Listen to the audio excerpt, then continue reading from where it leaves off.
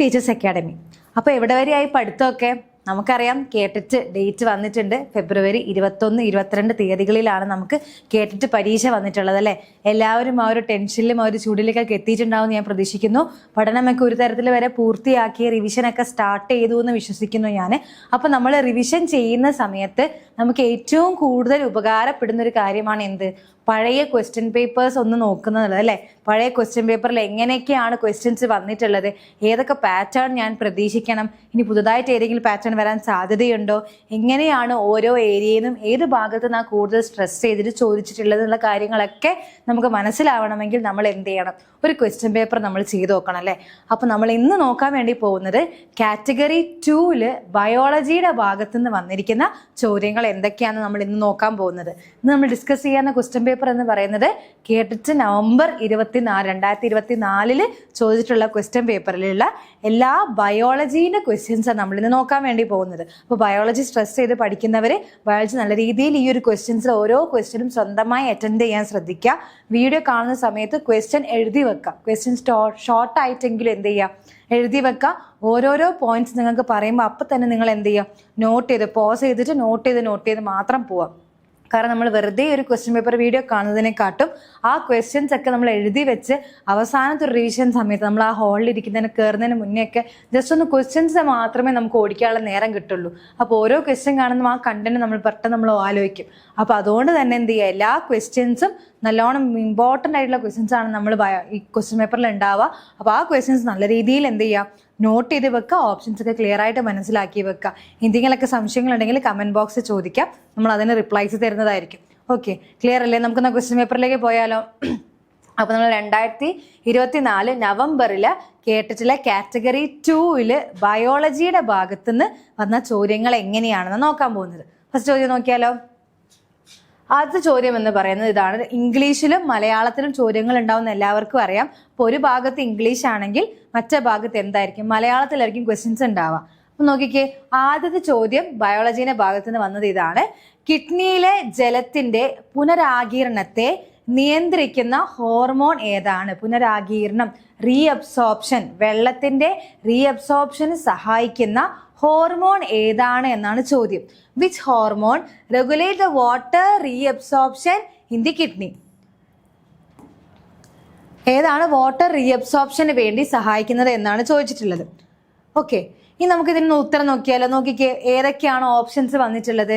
Anti diuretic hormone അഥവാ vasopressin എന്ന് പറയുന്ന ഹോർമോൺ, ഇൻസുലിൻ, ഗ്ലൂക്കഗൺ, തൈറോക്സിൻ. അപ്പൊ ഇങ്ങനെ ഒരു ചോദ്യം കിട്ടിയാൽ നമ്മൾ ആദ്യം ചെയ്യേണ്ടത് ആ ഓപ്ഷൻസ് നമുക്ക് ഏതാണ് പരിചയമുള്ളത്, ഏതൊക്കെയാണ് ഈ ഒരു കിഡ്നിയുടെ സിസ്റ്റവുമായി ബന്ധപ്പെടാൻ ചാൻസ് ഉള്ള ഓപ്ഷൻസ് ഏതൊക്കെയാണെന്നാണ് ആദ്യം നമ്മൾ തിരിച്ചറിയേണ്ടത്. അപ്പൊ നമുക്ക് ഫസ്റ്റ് ഓപ്ഷൻ നോക്കാം. ആന്റി ഡയൂററ്റിക് ഹോർമോൺ, ADH എന്ന് പറയുമ്പോൾ തന്നെ നമുക്കറിയാം അതെന്താണ്? വാസോപ്രസിൻ ആണ്. അത് കിഡ്നിയുടെ റീഅബ്സോർപ്ഷൻ നല്ല രീതിയിൽ സഹായിക്കുന്നുണ്ട്. നമുക്ക് വളരെ കൃത്യമായിട്ട് അത് അറിയാം. പിന്നെ അടുത്ത് നോക്കിക്കേ, ഇൻസുലിൻ ആണ്. ഇൻസുലിൻ എന്ന് പറയുന്നത് നമുക്കറിയാം പാൻക്രിയാസിലുള്ള ഹോർമോൺ ആണ്. നമ്മുടെ ഷുഗർ കൺട്രോൾ ചെയ്യാൻ വേണ്ടി പാൻക്രിയാസിലുള്ള ഹോർമോൺ ആണ് എന്ത്? ഇൻസുലിൻ. അപ്പൊ അതെന്തായാലും ഇവിടെ വാട്ടർ റീഅബ്സോർപ്ഷന് ചാൻസ് ഇല്ല. പിന്നെയോ ഗ്ലൂക്കഗൺ. ഗ്ലൂക്കഗണും എന്ത് തന്നെയാണ്? പാൻക്രിയാസിൽ ഇൻസുലിന്റെ കൂടെ കാണപ്പെടുന്ന ഒരു ഹോർമോൺ ആണ് ആര്? ഗ്ലൂക്കഗൺ എന്ന് പറയുന്നത്. പിന്നെയോ നെക്സ്റ്റ് നോക്കിക്കേ, തൈറോക്സിൻ. തൈറോക്സിൻ എന്നൊക്കെ പറഞ്ഞാൽ നമുക്കറിയാം, തൈറോ എന്ന് പേര് കേട്ടാൽ തന്നെ നമുക്കറിയാം അതെന്താണ്? തൈറോയിഡ് ഗ്ലാൻഡിൽ നിന്നുള്ള ഹോർമോൺ ആണ്. തൈറോയിഡ് ഗ്ലാൻഡിൽ നിന്നുള്ള ഹോർമോൺ ആണ്. അപ്പൊ നമുക്ക് ഇവിടെ തന്നെ ഉത്തരം വളരെ സുഖമായിട്ട് കിട്ടും. അതായത് ഫസ്റ്റ് ADH എന്ന് പറയുന്നത് തന്നെയാണ് റീഅബ്സോർപ്ഷന്റെ ഉത്തരവായിട്ട് വരിക. പിന്നീടുള്ള ഇൻസുലിനും ഗ്ലൂക്കഗണും പാൻക്രിയാസിൽ നിന്നുള്ള ഹോർമോൺ ആയതുകൊണ്ട് തന്നെ അതാവാൻ ഒരു ചാൻസും ഇല്ല. പിന്നീടുള്ളതാണ് തൈറോക്സിൻ. അതെന്താ? തൈറോയിഡ് ഗ്ലാൻഡിൽ നിന്നുണ്ടാക്കുന്ന ഹോർമോൺ ആണ്. അപ്പൊ ഇവിടെ ശരി ഉത്തരം ഏതായിരിക്കും വരിക? ADH എന്ന് പറയുന്ന ഹോർമോൺ ആണ് ശരി ഉത്തരം വരുന്നത്. ഇങ്ങനെയാണ് അതിന്റെ ഒരു പ്രോസസ്സ് എന്ന് പറയുന്നത്. നമ്മുടെ പിറ്റ്യൂട്ടറി ഗ്ലാൻഡിൽ നിന്നാണ് ഈ വാസോപ്രസിൻ, നമ്മുടെ ഗ്രോത്ത് ഹോർമോണിന്റെ കൂടെ ഉള്ളതാണ് വാസോപ്രസിൻ. അതിന്റെ പോസ്റ്റീരിയർ ആന്റീരിയർ ലോബുകൾ പിറ്റ്യൂട്ടറിക്കുണ്ട്. അതിൽ നിന്നാണ് നമുക്ക് എന്ത് സെക്രീഷൻ വരുന്നത്? ആന്റി ഡയൂററ്റിക് ഹോർമോണിന്റെ സെക്രീഷൻ വരുന്നത്. അത് കിഡ്നീനെ മുകളിൽ ആക്ട് ചെയ്തത് എന്താവുന്നു? വാട്ടർ റീഅബ്സോർപ്ഷൻ നടക്കുന്നു. പിന്നെ ഇവിടെ ഒരു ചോദ്യം നിങ്ങൾക്ക് വരുന്നത്, എന്തിനാണ് വാട്ടർ റീഅബ്സോർപ്ഷൻ നടക്കുന്നത്? നമ്മൾ കുടിക്കുന്ന വെള്ളം മൊത്തം യൂറിനായിട്ട് പാസ് ചെയ്യുന്നുണ്ടോ? ഇല്ല. നമ്മളിപ്പോൾ എത്രമാത്രം വെള്ളം കുടിക്കുന്നുണ്ടോ നമുക്ക് യൂറിൻ പാസേജ് എത്രയാണ് വരിക? 1 ലിറ്റർ അല്ലെങ്കിൽ 1.5 ലിറ്റർ മാത്രം നമുക്ക് യൂറിൻ പാസേജ് വരുന്നത്. പക്ഷെ നമ്മൾ അതിലും കൂടുതൽ നമ്മൾ എന്ത് ചെയ്യുന്നുണ്ട്, വെള്ളം കുടിക്കുന്നുണ്ട്. അപ്പോൾ വെള്ളം കുടിക്കുന്ന സമയത്ത് നമുക്ക് കുറച്ച് വെള്ളം നമ്മുടെ ശരീരത്തിലെ പ്രീ യൂറിൻ ഫോർമാറ്റ്, അതായത് ശരിക്കുള്ള യൂറിന് മുൻപേ ഉള്ള പ്രീ യൂറിൻ ഫോർമാറ്റിൽ നിന്നാണ് അവസാനത്തെ റീഅബ്സോർപ്ഷൻ നടക്കുന്നത്. നമ്മൾ കിഡ്നീൻ്റെ ക്ലാസ്സിൽ നമ്മളത് പറഞ്ഞിട്ടുണ്ടായിരുന്നു. അപ്പം പ്രീ യൂറിൻ ഫോർമാറ്റിന് തൊട്ട് മുൻപേ ആണ് എന്ത് നടക്കുക, റീഅബ്സോർപ്ഷൻ നടക്കുന്നത്. അപ്പം അതിനൊക്കെ പ്രധാനമായും ആക്ട് ചെയ്യുന്ന ഒരു ഹോർമോൺ ആണ് എന്ത്, ADH എന്ന് പറയുന്ന ആന്റി ഡയോററ്റിക് ഹോർമോൺ അഥവാ വാസോപ്രസിൻ എന്ന് നമ്മൾ പറയും. വാസോപ്രസിൻ.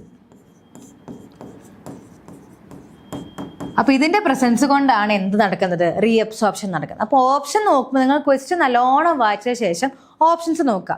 ഓപ്ഷൻസിൽ ഏതാണ് കൂടുതൽ ബന്ധമുള്ളതെന്ന് ആദ്യം മനസ്സിലാക്കിയിട്ട് അതിന്റെ സാധ്യതകൾ ചിന്തിക്കുക. അങ്ങനെ വേണം നിങ്ങളൊരു ക്വസ്റ്റ്യൻ അറ്റൻഡ് ചെയ്യാൻ വേണ്ടിയിട്ട്. അടുത്ത ക്വസ്റ്റ്യനിലേക്ക് നോക്കിയാലോ. ഇത് ക്വസ്റ്റ്യൻ ക്ലിയർ അല്ലേ? നെക്സ്റ്റ് ക്വസ്റ്റ്യൻ എന്ന് പറയുന്നത്, what is the normal pH range of human blood? ഹ്യൂമന്റെ ബ്ലഡ്, അതായത് മനുഷ്യ രക്തത്തിന്റെ സാധാരണ കാണപ്പെടുന്ന pH എത്രയാണ്, അതിന്റെ ലെവലാണ് ചോദിച്ചിട്ടുള്ളത്. നമുക്ക് 4 ഓപ്ഷൻസ് ഇവിടെ തന്നിട്ടുണ്ട്. ഈ ഓപ്ഷൻസ് നമുക്ക് പെട്ടെന്ന് ബന്ധം നമുക്ക് കണ്ടുപിടിക്കാൻ കഴിയില്ല, കാരണം 4 നമ്പേഴ്സ് ആണ്. അപ്പൊ നമ്മൾ കറക്റ്റായിട്ട് നമുക്ക് അറിയാവുന്ന ഒരു കാര്യം എന്താണ്, എപ്പോഴും ബ്ലഡിന്റെ pH എന്ന് പറയുന്നത് എന്തായിരിക്കും, ന്യൂട്രൽ pH ആണ്. അതായത് ന്യൂട്രൽ ആണ്. എസിഡിക് ആണോ ചോദിച്ചാൽ എസിഡിക് അല്ല, ബേസ് ആണോ ചോദിച്ചാൽ ബേസും അല്ല, ആൽക്കലി ആണോ വെച്ചാൽ ആൽക്കലിയും അല്ല.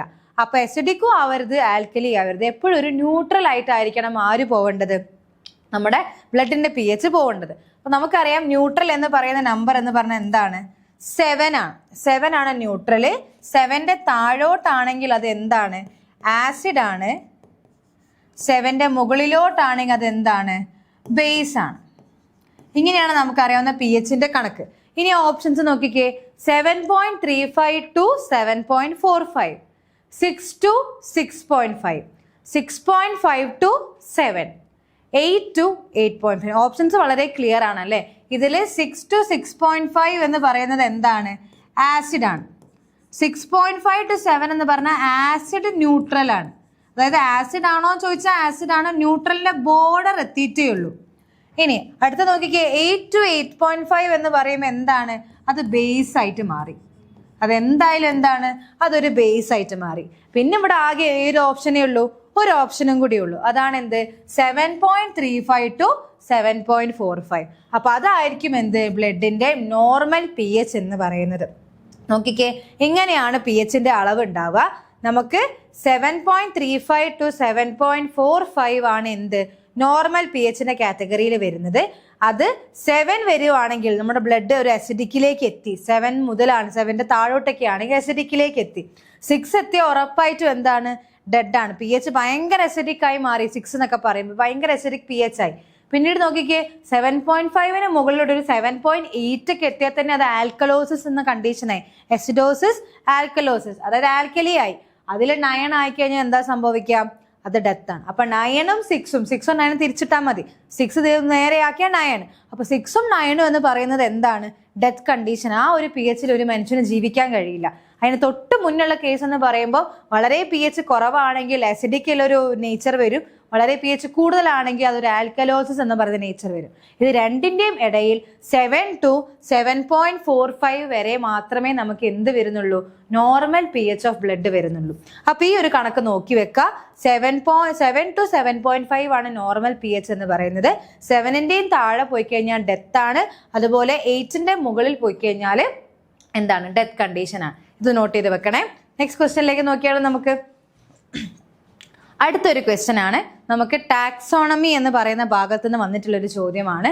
നോക്കിക്കേ, 5 കിങ്ഡം വർഗീകരണം, നമ്മൾ വർഗീകരണം ടാക്സോണമി എന്ന ഭാഗത്ത് വന്നിട്ടുള്ളതാണ്. 5 കിങ്ഡം വർഗീകരണത്തിലെ 5 കിങ്ഡങ്ങളാണ് താഴെ കൊടുത്തിരിക്കുന്നവയിൽ ഏത്? 5 കിങ്ഡം ക്ലാസിഫിക്കേഷൻ ആണ് നമ്മുടെ ചോദ്യം എന്ന് പറയുന്നത്. നമുക്കറിയാം 5 കിങ്ഡം എന്ന് പറയുമ്പോൾ തന്നെ അത് ആരാണ് ഉണ്ടാക്കിയത്, ആരാണ് 5 കിങ്ഡം കൊണ്ടുവന്നിട്ടുണ്ടായത്, ആരായിരുന്നു? RH വിറ്റേക്കർ ആണല്ലേ. RH വിറ്റേക്കർ എന്ന് പറയുന്ന സയന്റിസ്റ്റ് ആണ് എന്ത് കൊണ്ടുവന്നത്, 5 കിങ്ഡം ക്ലാസിഫിക്കേഷൻ കൊണ്ടുവന്നത്. അതിനു മുൻപേ 2 കിങ്ഡം ഉണ്ടായിരുന്നു, 3 കിങ്ഡം ഉണ്ടായിരുന്നു, എല്ലാം ഉണ്ടായിരുന്നു. അതിനുശേഷം 5 കിങ്ഡം ആണ് നമുക്ക് എന്ത് ചെയ്തത്, ഏറ്റവും കൂടുതലായിട്ട് നിയമിച്ചത് അല്ലെങ്കിൽ ഏറ്റവും കൂടുതൽ അംഗീകരിച്ചതാണ് എന്ത് ഫൈവ് കിങ്ഡം എന്ന് പറയുന്നത്. അതിനകത്ത് ഏതൊക്കെ ഓപ്ഷൻസ് ആണ് വരിക എന്നാണ് ചോദിച്ചിട്ടുള്ളത്. നോക്കിക്കേ, അനിമാലിയ, പ്ലാന്റ്, ഫംഗി, പ്രോട്ടിസോവ, ആൽഗി. നമുക്കറിയാം. ആദ്യം നിങ്ങളൊന്ന് എഴുതി നോക്കാം. നിങ്ങൾക്ക് അറിയാവുന്ന ഫൈവ് കിങ്ഡം ഏതൊക്കെയാണ് വരിക അതിനകത്ത് ഒന്ന് ആലോചിച്ചാൽ. ആദ്യത്തെ ഏതായിരിക്കും? മൊണീറ വരണം, പിന്നെ എന്ത് വരണം? പ്രോട്ടിസ്റ്റ വരണം, പിന്നെ ഫംഗസ് വരണം, പ്ലാന്റ് വരണം, അനിമാലിയ വരണം. ഇങ്ങനെയാണ് നമുക്ക് 5 എണ്ണം ഉള്ളത്. Monera, Protista, fungus, plant, Animalia. അപ്പൊ ഇത് 5 എണ്ണവും വരുന്നതായിരിക്കണം ശരി ഉത്തരം. അപ്പൊ ഓരോ ഓപ്ഷൻ നോക്കിക്കേ. അനിമാലിയ ഉണ്ട്, രണ്ടാമത്തത് പ്ലാന്റ് ഉണ്ട്, ഫംഗി ഉണ്ട്, പ്രോട്ടിസ്റ്റ ഉണ്ട്. അതുവരെ എല്ലാം ശരിയാണ്. പക്ഷെ ഇവിടെ എന്താ വന്നേ? ആൽഗെ വന്നു. അപ്പൊ അതെന്താണ്? ശരി, തെറ്റുത്തരവാണ്. ഇത് തെറ്റാണ്. ഇനി നോക്കിക്കേ, ബാക്ടീരിയ തന്നെ വന്നു. ബാക്ടീരിയ എന്ന് പറയുന്ന ഒരു കിങ്ഡം നമുക്ക് വന്നിട്ടില്ല. ബാക്ടീരിയയിൽ ഒരുപാട് കാറ്റഗറിയിലൂടെ നമുക്ക് ബാക്ടീരിയനെ ഒറ്റയ്ക്ക് പറയാൻ പറ്റില്ല. ആർക്കി എന്ന് പറയുന്നതും ഒരു കിങ്ഡം ആക്കി വന്നിട്ടില്ല. അപ്പൊ ഇത് രണ്ടുമല്ല, ഇത് രണ്ടും വരില്ല. അപ്പൊ ആ ഒരു ഓപ്ഷനേ വരില്ല. പിന്നെ നമ്മൾ ബാക്കി നോക്കണ്ടല്ലോ, ആ ഓപ്ഷനേ വരില്ല. ഇനി അടുത്ത് നോക്കിക്കേ, പ്ലാന്റ് വന്നിട്ടുണ്ട്, അനിമാലിയ വന്നിട്ടുണ്ട്, മൊണീറ വന്നിട്ടുണ്ട്, ഫംഗി വന്നിട്ടുണ്ട്. അത്രയും നമ്മൾ നോക്കുമ്പോൾ ശരിയാണ്. പക്ഷെ നോക്കിക്കേ, ഇവിടെ വീണ്ടും ഒരു ആൽഗെ വന്നു. ഇവിടെ ആൽഗെ അല്ല വരേണ്ടത്. പിന്നെ നമുക്ക് 3 ഓപ്ഷൻസ് കിട്ടിയിട്ടില്ല എന്ന് ഉറപ്പായിട്ടും എന്തായിരിക്കും? ഓപ്ഷൻ ഡി ആയിരിക്കും. എന്താണ്? Animalia, plant, protista, Monera, fungi. അപ്പൊ ഇതായിരിക്കും എന്ത് ശരി ഉത്തരമായിട്ട് വരുന്നത്. അപ്പൊ ഇത് എളുപ്പമുള്ള ചോദ്യമല്ലേ? അപ്പോൾ ഈ ഒരു ഓർഡർ പഠിച്ചിട്ടില്ലെങ്കിലും എന്തൊക്കെയുണ്ട് എന്നുള്ള രീതിയിലെങ്കിലും പഠിച്ചു വെക്കാം. Monera, Protista, fungus, plant, Animalia. ഇത് വളരെ ക്ലിയർ ആയിട്ട് എന്താക്കണം? നോട്ട് ചെയ്ത് പഠിച്ചു പോവുക കേട്ടോ. നോക്കിക്കേ, മൊണീറ, പ്രോട്ടിസ്റ്റ്, ഫംഗി, പ്ലാന്റ്, അനിമാലി, ഇങ്ങനെ 5 തരത്തിലാണ് നമുക്ക് എന്തുള്ളത്? കിങ്ഡം ക്ലാസിഫിക്കേഷൻ ഉള്ളത്. അത് കൊണ്ടുവന്നത് ആരാണ്? RH വിറ്റേക്കർ ആണ്. ഇനി നെക്സ്റ്റ് ചോദ്യം നോക്കിക്കേ. നമുക്ക് പോളിനേഷൻ, പരാഗണം എന്ന് പറയുന്ന ഭാഗത്തു നിന്ന് വന്നിട്ടുള്ള ഒരു ചോദ്യമാണ്. In plants, pollination that occurs between different flowers of the same plant is termed as. നോക്കിക്കേ, എന്താണ്? സസ്യങ്ങളിലെ അതേ സസ്യത്തിലെ വിവിധ പൂവുകൾ പങ്കെടുപ്പിച്ച് നടക്കുന്ന പരാഗണം ഏതാണെന്നാണ് ചോദിച്ചിട്ടുള്ളത്. അതിന് കുറച്ച് ഓപ്ഷൻസ് നമുക്ക് തന്നിട്ടുണ്ട്. ഇവിടെ കണ്ടീഷൻ എന്താണ്? ഒരൊറ്റ ചെടിയാണ്, ആ ചെടിയിൽ നിന്നുള്ള 2 പൂക്കളിൽ നിന്നാണ് എന്ത് നടക്കുന്നത്? പരാഗണം നടക്കുന്നത് എന്നാണ് കണ്ടീഷൻ. അപ്പൊ ആ കണ്ടീഷൻ ഏതിലാണ് വരുന്നതെന്നാണ് ഓപ്ഷൻ നമുക്ക് തന്നിട്ടുള്ളത്. നോക്കിക്കേ, ഓട്ടോഗമി, ക്ലീസ്റ്റോഗമി, സീനോഗമി, ജൈറ്റ്നോഗമി. ഇത് നിങ്ങൾ വളരെ എളുപ്പത്തിൽ നമുക്ക് എടുക്കാൻ പറ്റുന്ന ഒരു ചോദ്യമാണ് അല്ലെ. നമുക്ക് ആദ്യം അതിന്റെ ഓരോന്നിന്റെ എക്സ്പ്ലനേഷൻ ആദ്യം നമുക്ക് നോക്കാം. ഇവിടെ നോക്കിക്കേ, എന്താണ് ഓട്ടോഗമി എന്ന് പറയുന്നത്? നിങ്ങൾ പെട്ടെന്ന് മറന്നു പോയിട്ടുണ്ടോ? നമുക്ക് ജസ്റ്റ് നോക്കിയിട്ട് ആ ചോദ്യത്തിലേക്ക് തിരിച്ചു വരാം. ഓട്ടോഗമി എന്ന് പറഞ്ഞു കഴിഞ്ഞാൽ പോളൻ ട്രാൻസ്ഫർ വിത്തിൻ 1 ഫ്ലവർ. അതായത് നമ്മുടെ ചെമ്പരത്തി പോലുള്ള ചെടിയിൽ ഒരു ചെടിയിൽ തന്നെ ഒരു ഫ്ലവറിന്റെ ഉള്ളിൽ തന്നെ എന്താ മെയിൽ ഭാഗവും വരിക, ഫീമെയിൽ ഭാഗവും വരിക. അവർ തമ്മിൽ നടക്കുന്ന പരാഗണമാണ് എന്ത്? ഓട്ടോഗമി എന്ന് പറയുന്നത്. ഒരൊറ്റ ഫ്ലവറിനുള്ളിൽ തന്നെ മെയിലും ഫീമെയിലും, നമ്മൾ ചെമ്പരത്തി പോലെ. രണ്ടാമത് നോക്കിക്കേ, geitonogamy, pollen transfer between flowers of 1 plant individual. അതായത് 2 ഫ്ലവർ ഉണ്ട് ഒരു പ്ലാന്റില്, അതിലെ ഒരു ഫ്ലവറിൽ നിന്ന് വേറെ ഫ്ലവറിലേക്ക് പോകുന്നു. അതാണ് എന്ത്? ജിയറ്റ്നോഗമി എന്ന് പറയുന്നത്. മൂന്നാമത്തെ നോക്കിക്കേ, സീനോഗമിയാണ്. ഇവിടെ എന്താ? Pollen transfer between flowers of different plant individual varieties. അതായത് 2 ഡിഫറെന്റ് പ്ലാന്റ് ഇൻഡിവിജ്വൽസ് ആണ്. 2 ഡിഫറെന്റ് പ്ലാന്റിലേക്ക് നമ്മൾ എന്ത് ചെയ്യാണ്?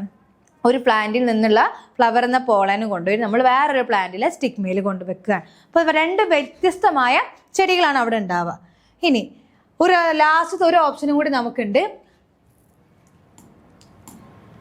ഒരു ഓപ്ഷനും കൂടി ഉണ്ട്, ക്ലീസ്റ്റോഗമി. അത് നമ്മൾ നോക്കും. അപ്പൊ നമുക്ക് ഇവിടെ തന്നിരിക്കുന്ന കണ്ടീഷൻ അനുസരിച്ച് നമുക്ക് ചോദിക്കുന്ന ചോദ്യം എന്താണ്? ഒരൊറ്റ പ്ലാന്റില് 2 ഫ്ലവർ തമ്മിലുള്ള പരാഗണമാണ് ചോദിച്ചിട്ടുള്ളത്. അപ്പൊ ഇവിടെ ഏതാണ്? ഇതിൽ ഏതാ വരിക? ഒന്നാമത്തെ എന്തായിരുന്നു? ഒരൊറ്റ ഫ്ലവറിൽ നിന്നുള്ള പോളൻസ് ഉപയോഗിച്ച് ആ ഫ്ലവറിൽ തന്നെയുള്ള സ്റ്റിഗ്മയിലേക്ക് കൊടുക്കുന്നു. രണ്ടാമത്തെ എന്താ? ഒരു ചെടിയിൽ നിന്ന് 2 ഫ്ലവർ ഉണ്ട്, ആ 2 ഫ്ലവറിൽ ഓരോന്നിലേക്ക് കൊടുക്കുന്നു. മൂന്നാമത്തത് സീനോഗമിയാണ്. 2 ഡിഫറെന്റ് പ്ലാന്റ് തന്നെ ആയിരിക്കും, ആ 2 ഡിഫറെന്റ് പ്ലാന്റിൽ നിന്ന് നമ്മൾ എന്ത് ചെയ്യാണ്? ഫ്ലവേഴ്സ് പരാഗണം നടത്തുക. അപ്പൊ ഇവിടെ ഏതാണ് ശരിയുത്തരമായിട്ട് വരിക? ജിയറ്റ്നോഗമിയാണ് നമ്മുടെ കണ്ടീഷൻ എന്ത് ചെയ്യുന്നത്? ഫേവർ ചെയ്യുന്നത്. അപ്പൊ ഇവിടുത്തെ ശരിയുത്തരം എന്തായിരിക്കും? ജിയറ്റ്നോഗമിയാണ് എന്ത് ഇവിടെ ശരിയുത്തരമായിട്ട് വരുന്നത്. ക്ലിയർ അല്ലേ? നമുക്ക് അതിന്റെ എക്സ്പ്ലനേഷൻ നോക്കിയാലോ. എന്താണ് ജിയറ്റ്നോഗമി എന്ന് പറയുന്നത്? ഒരു പൂവിന്റെ പരാഗണുക്കൾ അതേ ചെടിയിലെ മറ്റൊരു പൂവിന്റെ പരാഗകോശത്തിലേക്കാണ് കൈമാറ്റം ചെയ്യപ്പെടുന്നതെങ്കിൽ അവയെ നമ്മൾ വിളിക്കുന്ന പേരാണ് എന്ത്? ജിയറ്റ്നോഗമി, ഗൈനറ്റോഗമി എന്ന് പറയുന്നത്. ക്ലിയർ ആണോ? അപ്പൊ ജിയറ്റ്നോഗമി കിട്ടിയല്ലോ. ഇനി അടുത്ത് നോക്കിക്കേ, xenogamy. This is the true cross pollination. Cross pollination ആണ് കേട്ടോ, നമ്മൾ വേറെ ക്രോസ് പോളിനേഷൻ ആണ്. ഒരേ ഇനത്തിൽപ്പെട്ട രണ്ട് വ്യത്യസ്ത സസ്യങ്ങളുടെ പൂക്കൾക്കിടയിൽ പരാഗണം കൈമാറ്റം ചെയ്യപ്പെടുന്നു. സെൽഫ് പോളിനേഷനേ അല്ല അവിടെ നടക്കുന്ന, ക്രോസ് ആണ്. അപ്പൊ ഒന്നിലേക്ക് വേറൊരു ചെടിയിലേക്കാണ് പോകുന്നത്. അപ്പൊ നോക്കി, between the flowers of two different plants of the same species. Same സ്പീഷീസിലുള്ള രണ്ട് ഡിഫറെന്റ് പ്ലാന്റ്സ് തമ്മിലുള്ള പരാഗണം അഥവാ പോളിനേഷൻ ആണ് എന്ത്? സീനോഗമി എന്നതുകൊണ്ട് ഉദ്ദേശിക്കുന്നത്. അടുത്ത നോക്കിക്കേ, ഓട്ടോഗമി. നമ്മൾ നേരത്തെ പറഞ്ഞു, ഒരൊറ്റ ഫ്ലവർ, ആ ഫ്ലവറിന്റെ അകത്ത് സ്റ്റേമനും ഉണ്ടാവും, അതുപോലെ തന്നെ പോളൻ ഗ്രെയിൻസും ഉണ്ടാവും. ആ ഫ്ലവറിൽ നിന്ന് തന്നെ അതിന്റെ സ്റ്റിഗ്മന്റെ ഭാഗത്തേക്ക് പോകുന്നു. ഒരേ പൂവിനുള്ളിൽ സംഭവിക്കുന്ന ഒരുതരം സ്വയം പരാഗണമാണ്. നമ്മൾ ചെമ്പരത്തിയിലൊക്കെ നമ്മൾ പഠിച്ച പോലുള്ള പരാഗണ രീതിയാണെന്ത്? ഓട്ടോഗമി എന്ന് പറയുന്നത്. ലാസ്റ്റാണ് ക്ലൈസ്റ്റോഗമി എന്ന് പറയുന്നത്. ഇവിടെ ഒരു വളരെ വ്യത്യസ്തമായ ഒരു പോയിന്റ് നമുക്ക് പഠിക്കാനുണ്ട്. The pollination occurs flowers that do not open at all. ഇത് വിരിയാത്ത പൂക്കളിൽ സംഭവിക്കുന്ന പരാഗണത്തെയാണ് സൂചിപ്പിക്കുന്നത്. ഒരിക്കലും ഈ പൂവ് വിരിയില്ല. വിരിയാത്ത പൂക്കളിൽ നടക്കുന്ന പരാഗണത്തെ പറയുന്ന പേരാണ് എന്ത്? ക്ലീസ്റ്റോഗമി എന്ന് പറയുന്നത്. ഈ പൂക്കൾ പൂർണ്ണമായും ഓട്ടോഗാമസ് ആണ്. അടഞ്ഞ മുകുളത്തിനുള്ളിൽ സ്വയം പരാഗണം ഉറപ്പാക്കുന്നു. ഇത് എപ്പോഴും ഇത് പൂടിയിട്ടായിരിക്കും ഇരിക്കുന്നുണ്ടാവുക. അതിനുള്ളിൽ അവർ എന്ത് ചെയ്യാണ്? സ്വയം അവർ പരാഗണം നടത്തുകയാണ്. അവരൊരിക്കലും വിരിയുന്നില്ല, അവർക്ക് വേറെ ആരുടെയും സഹായം ആവശ്യമില്ല. സ്വയം അടഞ്ഞിരുന്ന ഉള്ളിൽ അവർ എന്ത് നടത്തും? പോളിനേഷൻ നടത്തും. അങ്ങനെയുള്ളവരെ വിളിക്കുന്ന പേരാണ് ക്ലിയസ്റ്റോഗമി. ഇത് ഇതുവരെ ചോദിച്ചു കണ്ടിട്ടില്ല, പക്ഷെ ഇനിയുള്ള കേട്ടിട്ട് പ്രതീക്ഷിക്കാം ഇങ്ങനത്തെ ഒരു ക്ലിയസ്റ്റോഗമി എന്ന കണ്ടന്റ്. അതായത് വിരിയാത്ത പൂക്കളാണ്. ആ വിരിയാത്ത പൂക്കളുടെ ഉള്ളിൽ വെച്ച് അവർ തന്നെ സ്വയം എന്ത് ചെയ്യുന്നു?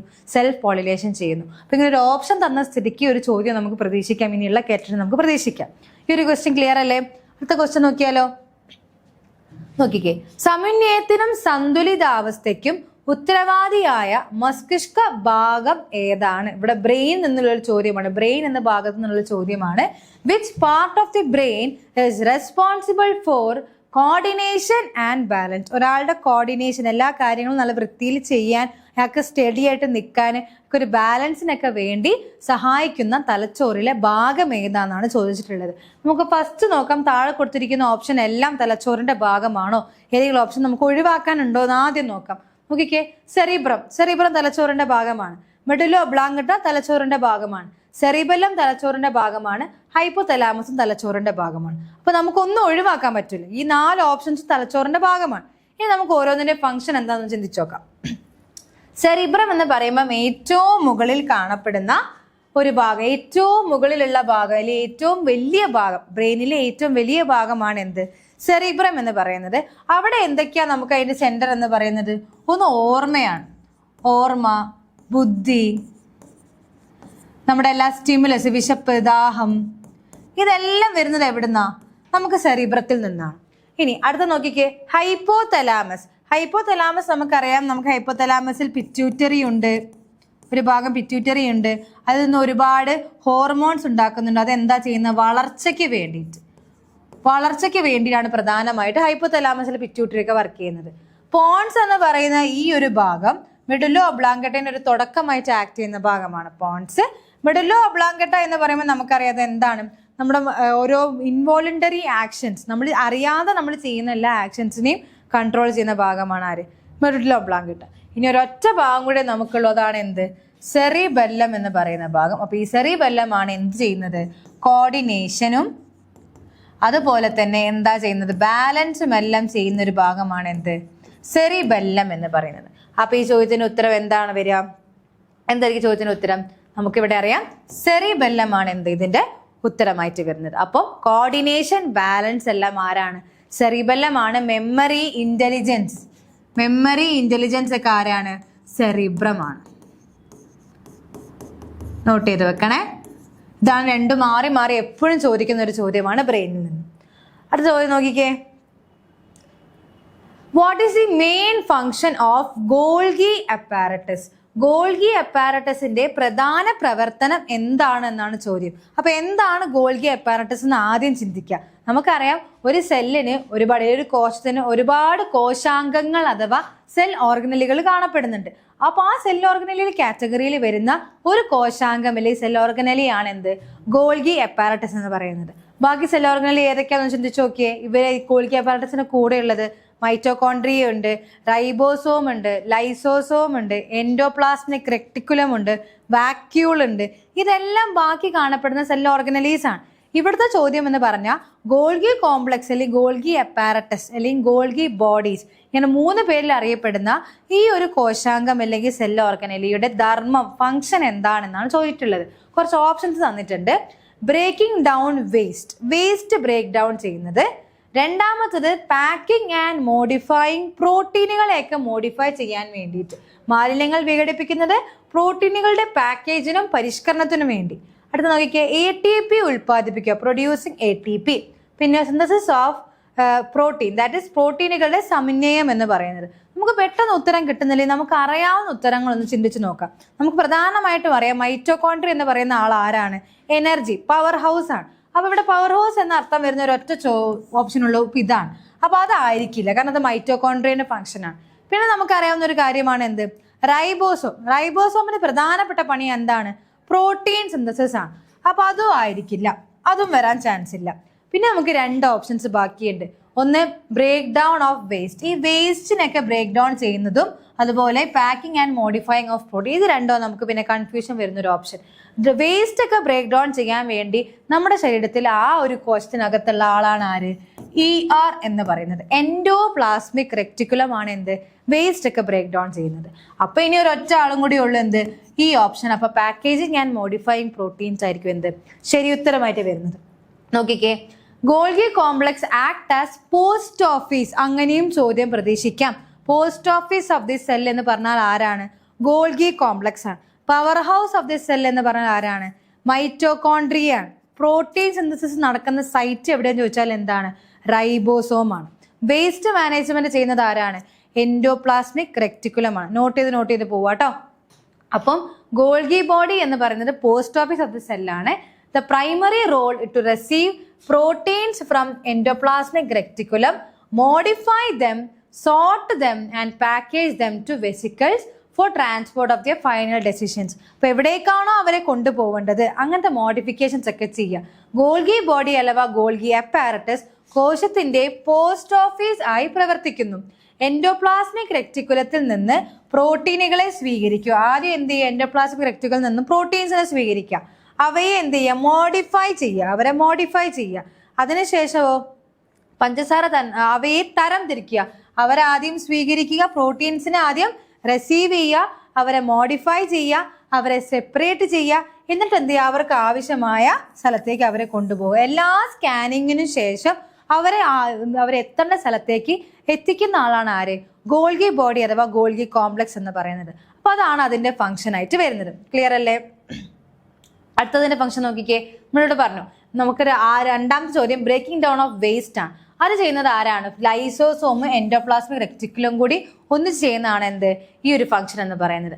Which contain digestive enzyme to recycle cellular debris and waste. ഇവിടെ നമുക്ക് വരുന്നതാണ് ലൈസോസോം എന്ന് പറയുന്നത്. അതായത് വേസ്റ്റ് ഒക്കെ ബ്രേക്ക് ഡൗൺ ചെയ്യാൻ വേണ്ടി പ്രധാന പങ്ക് വഹിക്കുന്നതാണ് എന്ത്? ലൈസോസോമുകൾ എന്ന് പറയുന്നത്. ഇനി നോക്കിക്കേ, നമ്മൾ നേരത്തെ എൻഡോപ്ലാസ്മിക് റെക്ടിക്കുലം എന്നാണ് പറഞ്ഞത്, അത് മാറിപ്പോയതാണ്. ലൈസോസോം ആണ് എന്ത്? വേസ്റ്റിനെ നമുക്ക് ബ്രേക്ക് ഡൗൺ ചെയ്യാൻ വേണ്ടി സഹായിക്കുന്നത്. മാലിന്യ വിഘടനം, കോശാവശിഷ്ടങ്ങളും മാലിന്യങ്ങളും പുനരുപയോഗം ചെയ്യുന്നതിന് ദഹന എൻസൈമുകൾ അടങ്ങിയ ലൈസോസോമുകൾ സഹായിക്കുന്നു. ഡൈജസ്റ്റീവ് എൻസൈംസ് ഒരുപാട് ആരിൽ കാണപ്പെടുന്നുണ്ട്? ലൈസോസോമിൽ കാണപ്പെടുന്നുണ്ട്. അപ്പോൾ അവരാണ് എന്ത് ചെയ്യുന്നത്? ബ്രേക്ക് ഡൗൺ ഓഫ് വേസ്റ്റ് അല്ലെങ്കിൽ വേസ്റ്റ് വിഘടിപ്പിക്കുന്ന രീതിയിൽ സഹായിക്കുന്നത്. അടുത്ത നോക്കിക്കേ, പ്രൊഡ്യൂസിങ് ATP. നമുക്ക് എല്ലാവർക്കും അറിയാം ATP പ്രൊഡക്ഷൻ ചെയ്യുന്നത് ആരാണ്? മൈറ്റോകോൺട്രിയാണ്. മൈറ്റോകോൺട്രിയാണ് ഏറ്റവും വലിയ എനർജീന്റെ സ്റ്റോറേജ്. അപ്പോൾ അത് സ്റ്റോർ ചെയ്ത് വെക്കുന്ന ഒരു ഫോർമാറ്റ് ആണ് എന്ത്? ATP എന്ന് പറയുന്നത്. അതിന്റെ ഫുൾ ഫോം ചോദിച്ചിട്ടുണ്ട്, നോട്ട് ചെയ്ത് വെച്ചോളൂ. Adenosine try phosphate. ഇതാണ് ATPയുടെ ഫുൾ ഫോം. അപ്പൊ ATP എന്ന് പറയുന്ന ഒരു ഫോർമാറ്റിലാണ് നമുക്ക് എനർജി സ്റ്റോർ ചെയ്ത് വെക്കുന്നത്. അതിന്റെ ഫുൾ ഫോം ആണ് അഡിനോസിൻ ട്രൈഫോസ്ഫേറ്റ് എന്ന് പറയുന്നത്. Okay, power of the cell which generates energy through cellular respiration. Cellular respiration വഴി നമുക്കറിയാം ശ്വസനത്തിലൂടെ, കോശശ്വസനത്തിലൂടെ അല്ലെങ്കിൽ ഊർജ്ജമായി നമുക്ക് അതിന് എന്ത് കിട്ടുന്നു, നമുക്ക് സ്റ്റോർ ചെയ്യാൻ പറ്റുന്നു. ഇനി ലാസ്റ്റ് നോക്കിക്കേ, സിന്തസൈസിങ് പ്രോട്ടീൻ. പ്രോട്ടീൻ ഉണ്ടാക്കുന്നതിന് പ്രധാന പങ്ക് വഹിക്കുന്ന ആളാണ് ആര്? റൈബോസോമുകൾ എന്ന് പറയുന്നത്. അപ്പോൾ either free floating or attach to rough endoplasmic reticulum. ഈ എൻഡോപ്ലാസ്മിക് റെക്ടിക്കുലത്തിന് 2 ഭാഗങ്ങളുണ്ട്, റഫും ഉണ്ട് സ്മൂത്തും ഉണ്ട്. ആ റഫിന്റെ മുകളിലാണ് ഏറ്റവും കൂടുതൽ ആര് കാണപ്പെടുക? നമ്മുടെ റൈബോസോമുകൾ കാണപ്പെടുന്നത്. ഓക്കെ, ഇത് റൈബോസോമുകൾ സ്വതന്ത്രമായി പൊങ്ങിക്കിടക്കുന്നതോ അല്ലെങ്കിൽ പരുക്കൻ എൻഡോപ്ലാസ്മിക് റെക്ടിക്കുലത്തിൽ ഘടിപ്പിച്ചിരിക്കുന്നു. അവിടെ ജനിതക വിവരങ്ങൾ പ്രോട്ടീൻ ശൃംഖലയ്ക്ക് വിവർത്തനം ചെയ്യപ്പെടും. നമുക്ക് DNA പഠിക്കുന്ന സമയത്ത് നമ്മൾ പഠിച്ചിട്ടുണ്ട് പ്രോട്ടീൻ സിന്തസിസ്. DNA RNA ആവുന്നു, RNA പ്രോട്ടീൻ ആയിട്ടാണ് എല്ലാ ഈ വിവരങ്ങൾ സ്റ്റോർ ചെയ്യുന്നത്. അപ്പോൾ അതിനൊക്കെ വേണ്ടിയുള്ള പ്രോട്ടീൻ സിന്തസൈസ് ചെയ്യുന്നത് ആരാണ്? റൈബോസോമുകളാണ്. ഇത്രയും ചോദ്യങ്ങളാണ് നവംബർ 2024 നമുക്ക് ബയോളജിയിൽ നിന്ന് ചോദിച്ചിട്ടുണ്ട്. നമ്മളിപ്പോൾ എത്ര ചോദ്യങ്ങൾ ഡിസ്കസ് ചെയ്തു നോക്കിക്കേ. നമ്മൾ ഒരു ഫസ്റ്റ് സ്ലൈഡ് നമുക്ക് നോക്കാം. നമ്മൾ ഡിസ്കസ് ചെയ്ത ആദ്യത്തെ ചോദ്യം എന്തായിരുന്നു? കിഡ്നിയിലെ ഹോർമോണിനെ പറ്റിയിട്ടായിരുന്നു ഫസ്റ്റ് ചോദ്യം നമ്മൾ ഡിസ്കസ് ചെയ്ത്. നമ്മൾ എല്ലാത്തിൻ്റെയും ഹോർമോൺസിന്റെ കാര്യം പറഞ്ഞു. പിന്നീട് നമ്മൾ പറഞ്ഞത് എന്താ? pH ചോദ്യം. രണ്ടാമത്തെ ചോദ്യം നമ്മൾ പറഞ്ഞത് pH പറ്റിയിട്ടാണ്. മൂന്നാമത് നമ്മൾ പറഞ്ഞത് എന്തിനെ പറ്റിയിട്ടാണ്? 5 കിങ്ഡം ക്ലാസിഫിക്കേഷൻ. അപ്പോൾ നമ്മുടെ വർഗീകരണം അഥവാ ടാക്സോണമി എന്ന കണ്ടതിൽ നിന്ന് വന്ന ചോദ്യമാണ് മൂന്നാമത് ചോദിച്ചിട്ടുള്ളത്. നാലാമത്തത് പോളിനേഷൻ എന്ന് പറയുന്ന ഭാഗത്തു നിന്നുള്ള ചോദ്യമാണ് നമുക്ക് വന്നിട്ടുണ്ടായത്. അഞ്ചാമത്തെ ചോദ്യം വന്നിട്ടുള്ള ബ്രെയിൻ എന്ന് പറയുന്ന ഭാഗത്ത് നമുക്ക് അഞ്ചാമത്തെ ചോദ്യം വന്നിട്ടുള്ളത്. ആറാമത്തെ ചോദ്യമോ ഗോൾഗി കോംപ്ലക്സ് അഥവാ ഗോൾഗി അപ്പാരറ്റസ് എന്ന് പറയുന്ന ഭാഗത്തു നിന്നാണ്. അപ്പൊ അങ്ങനെ 5 ചോദ്യങ്ങളാണ് നമുക്ക് വന്നിട്ടുള്ളത്. ഈ 5 ചോദ്യങ്ങൾ വന്നിരിക്കുന്ന ഒന്നും റിപ്പീറ്റ് അടിച്ചിട്ടില്ല. ഓരോ ഭാഗത്തു നിന്നാണ് ചോദ്യം വന്നിട്ടുള്ളത്. അപ്പൊ നിങ്ങൾക്ക് അതൊരു പോയിന്റാണ്. എല്ലാ ഭാഗത്തു നിന്നും ചോദ്യങ്ങൾ നിങ്ങൾക്ക് പ്രതീക്ഷിക്കാൻ വേണ്ടി പറ്റും. ഇപ്പൊ ഇവിടെ നമുക്ക് ബയോളജിയിലെ കാറ്റഗറി 2 ചോദിച്ചിട്ടുള്ളത് 5 ഭാഗങ്ങൾ എന്നുള്ള ചോദ്യമാണ്. ടാക്സോണമി, പോളിനേഷൻ, സെൽ ബയോളജി എന്നുള്ള ചോദ്യം വന്നിട്ടുണ്ട്. ഓക്കെ, അതുപോലെ തന്നെ നമുക്ക് വന്ന നെക്സ്റ്റ് ചോദ്യമാണ് എന്ത്? നമുക്ക് പോളിനേഷൻ ചോദിച്ചു, ബ്രെയിൻ നിന്ന് ചോദ്യം വന്നിട്ടുണ്ട്. അപ്പോൾ ഇതുപോലത്തെ ഒരുപാട് തരത്തിലുള്ള ഓരോ ക്വസ്റ്റ്യൻ പേപ്പറിലും ഉണ്ടാവുക ഓരോ സെക്ഷൻസ് ആയിരിക്കും. അപ്പോൾ നമുക്കത് ഏതാണെന്ന് എപ്പോഴും പറയാൻ പറ്റില്ല. അതുകൊണ്ട് തന്നെ എല്ലാ സെക്ഷൻസും വളരെ ക്ലിയർ ആയിട്ട് പഠിച്ചു പോവുക, എന്നാൽ മാത്രം നമുക്ക് കൂടുതൽ ചോദ്യങ്ങൾ അറ്റൻഡ് ചെയ്യാൻ പറ്റുള്ളൂ. ഇനി ഒരുപാട് ചോദ്യ പേപ്പറുകൾ നമുക്ക് നോക്കാനുണ്ട്. പിന്നീട് അടുത്ത ക്ലാസ്സിൽ നമുക്ക് ഒരുപാട് അടുത്ത ക്വസ്റ്റ്യൻ പേപ്പറിൽ ഡിസ്കഷനുമായി നമുക്ക് കാണാം. അതുവരെ എല്ലാവരും നല്ല വൃത്തിയായി അതുവരെയുള്ള എല്ലാ കാര്യങ്ങളും പഠിച്ച് റിവിഷൻ കണ്ടിന്യൂ ചെയ്യുക. റിവിഷൻ നിർത്തരുത്. നമുക്ക് അധികം സമയമില്ല. ടെൻഷൻ അടിക്കാതെ വളരെ കൃത്യമായി പഠിച്ചു പോവുക. എല്ലാവർക്കും കേട്ടിട്ട് സ്വന്തമാക്കാൻ സാധിക്കട്ടെ. നെക്സ്റ്റ് ഒരു ക്ലാസ്സുമായി നമുക്ക് വീണ്ടും കാണാം. താങ്ക്